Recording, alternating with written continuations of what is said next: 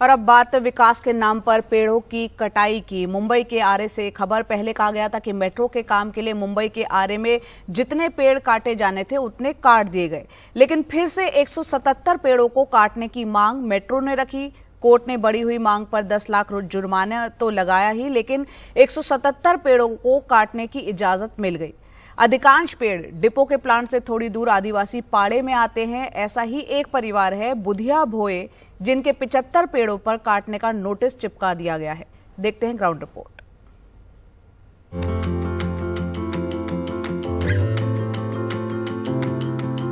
मुंबई के आरे में आजादी से पहले से बसे कोकना आदिवासी बुधिया भोए परिवार ने अपने बगीचे को बुरी नजर से बचाने के सारे उपाय किए, लेकिन Mumbai metro rail corporation MMRCL की नजर इनकी खेती को लग गई है।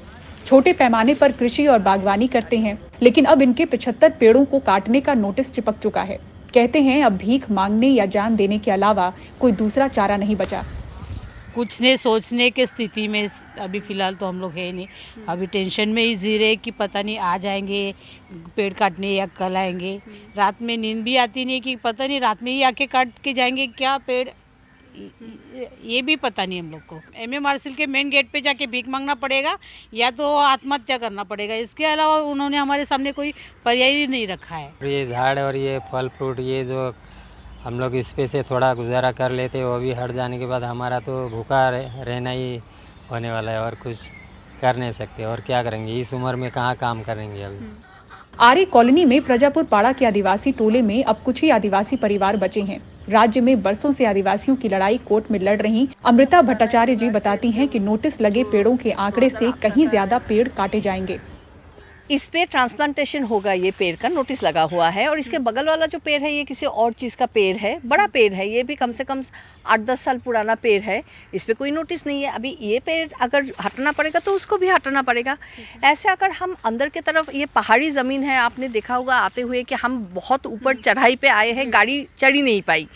तो ये पूरा एरिया में भर के और भी 100 से ऊपर पेड़ है। इसके अलावा तो उनके जो बनाना वगैरह का पेड़ है आप देख ही रहे हैं। तो यहाँ का जो मेन इशू शुरू हुआ 2017 में, तब इन लोगों को स्लम ड्वेलर्स एनक्रोचर बताया गया था। 1 साल लगा प्रूफ करने को कि ये लोग आदिवासी है, ये लोग एनक्रोचर नहीं है।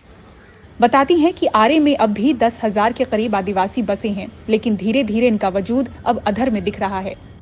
बड़ी बात है, ये देखिए मेरे हाथ में एक किताब है। ये किताब का नाम है गथा शास्त्री जी। ये सारे सब्जेक्ट मैटर एक्सपर्ट्स के लिखे हुए किताब है। यहाँ पे आर्कियोलॉजिस्ट के भी नाम है, मुंबई यूनिवर्सिटी के भी कुछ प्रोफेसर्स के नाम है, और इसके अलावा अनुराधा परब ने ये किताब लिखी है। और ये किताब में मेंशन किया हुआ है कि ये जो आरे मिल कॉलोनी है, यहाँ के जो आदिवासीज है वो लोग 11th-12th सेंचुरी से यहाँ पे रहते हैं।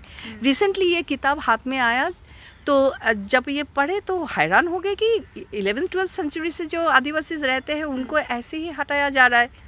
कोई भी प्रोजेक्ट आ रहा है और उनको हटाया जा रहा है। साल 2017 में आरे में बसे करीब 50 परिवारों को जब दूसरी जगहों पर रिलोकेट किया जा रहा था, तब बुधिया भोए के परिवार को हाईकोर्ट से 2008 में संरक्षण मिला था। हाल ही में MMRCL ने मेट्रो कार शेड के लिए और 84 पेड़ों को काटने की इजाजत मांगी, फिर आंकड़ा बढ़ाकर 177 कर दिया, जिस पर सुप्रीम कोर्ट की कड़ी फटकार सामने आई और 10 लाख रुपए का जुर्माना लगा।